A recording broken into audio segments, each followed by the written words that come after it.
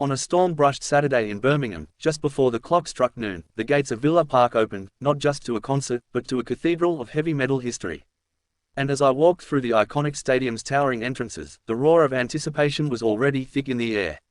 A steward, brimming with energy, greeted me with a grin and a knowing sparkle in his eye.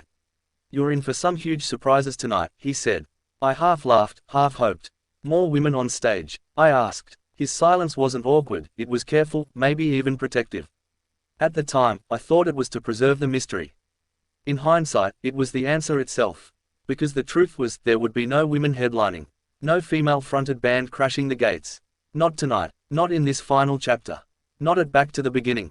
Still, even that absence couldn't eclipse what this night meant to me, and to every metal soul who packed the stands, heart racing, fists clenched in reverence. This wasn't just another festival. This wasn't just a concert. This was the end, the final communion, the last bow of the gods who built the altar we all worshipped at. Black Sabbath, the very architects of heavy metal, were closing the curtain.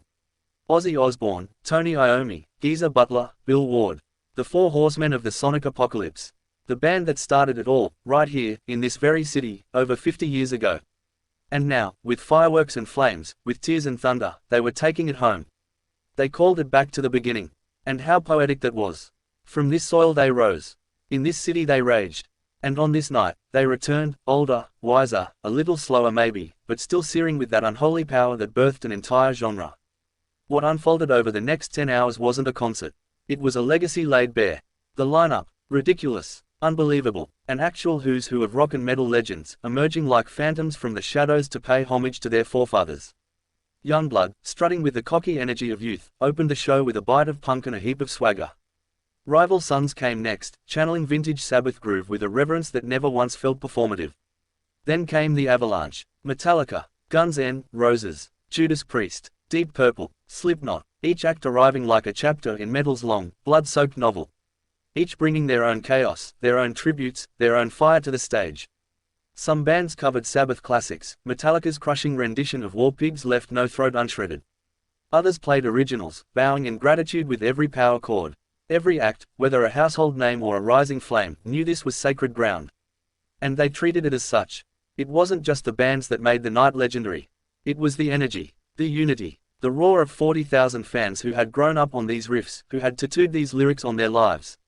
People weeping, people moshing, people raising their kids on their shoulders and screaming into the sky like metal was the only language that mattered. And then, as the sun dipped behind the stands and the lights burned into twilight, they came.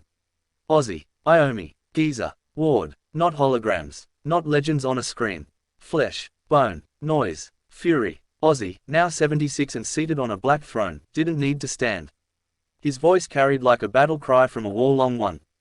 He led the crowd in Iron Man, his voice cracked but defiant, as tens of thousands of fans howled every word back at him. Tony's fingers, gnarled by time and battle, still danced like demons over his guitar. Geezer's bass rattled through my chest like a defibrillator. Bill's drums, even just symbolic, echoed through decades of distortion and pain. Together, they played not like men at the end, but titans who had outlasted even the gods.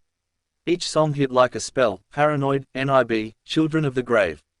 The anthems that built an empire of rebellion and darkness. And we screamed until our throats turned raw. We cried, even if we didn't want to. Because we knew, this was the last time. There was no gimmick, no pyro needed, just pure, unfiltered Sabbath. And yes, the absence of women, of diversity, hung in the air like feedback. It was felt, it was undeniable, a band so monumental, a stage so influential, and still so many voices left uninvited. It hurt, it always does, but the night still mattered. It mattered because it closed a book written in distortion, rebellion, and truth. It mattered because it reminded us what metal could be: raw, ugly, beautiful, terrifying.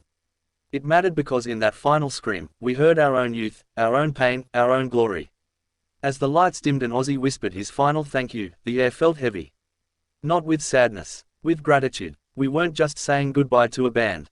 We were saluting the ghosts of our teenage bedrooms. The echo of riffs that got us through breakups, funerals, first loves, lost friends. We were thanking the four Birmingham boys who turned darkness into salvation. No encore, no second act, just silence, the kind that only follows greatness. Back to the Beginning was the end we didn't know how to prepare for. It was imperfect, it was powerful, it was ours, and as I walked out of Villa Park, ears ringing, eyes burning, I knew something had shifted. A chapter was over. The gods had gone home. And metal would never be the same again.